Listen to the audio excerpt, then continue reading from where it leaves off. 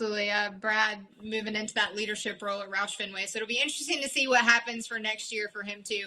All right. Well, it's hard to believe I'm asking these questions, but we have officially made it to the end of our season. There is only one race left, and it's determining who's going to win the championship. But Steve, most surprising moment that you have seen this season?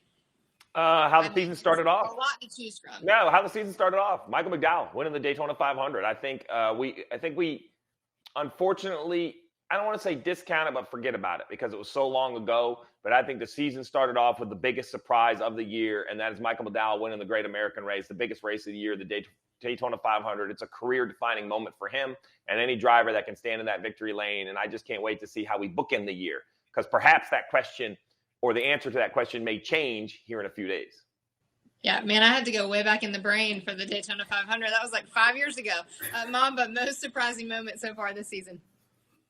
Surprising moment. I don't know if there's one surprising moment for me, but what I'm excited about and love is the fans. The fans this year, they came out in drones to almost every racetrack.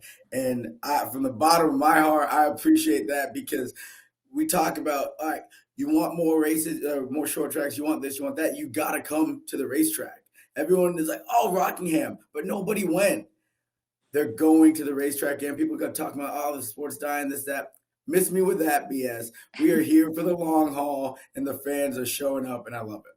Yeah, Phoenix is a sold-out crowd come Sunday, so we get to see a lot more fans Sunday for the NASCAR Cup Series. My most surprising moment of the season has to be how non-dominant the Fords were, especially the 4 of Kevin Harvick. You get 9 wins the season before, and then you come out and, man, you just look lackluster. And a lot of different Kevin Harvicks for me this season. So that's my number one surprise of 2021. All right, Steve, favorite moments of just the playoffs so far? What's one moment that you can look back on and be like, yeah, that was it for me?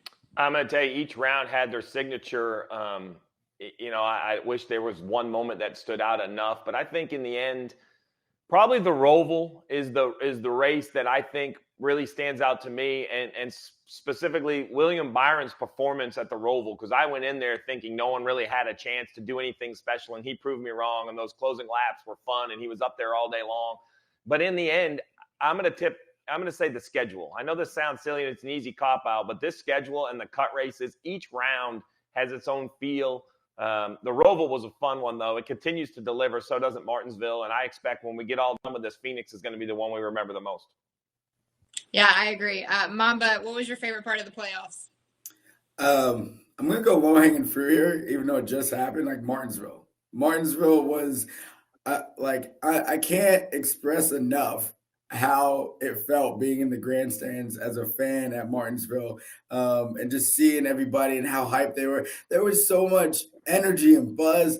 There was so many Ricky Bobby Halloween costumes. There's Chase. It was just awesome to see, and then it delivered. It just did exactly what you want it to do with the drama and everything, and I'm just so happy that I was there to experience that live.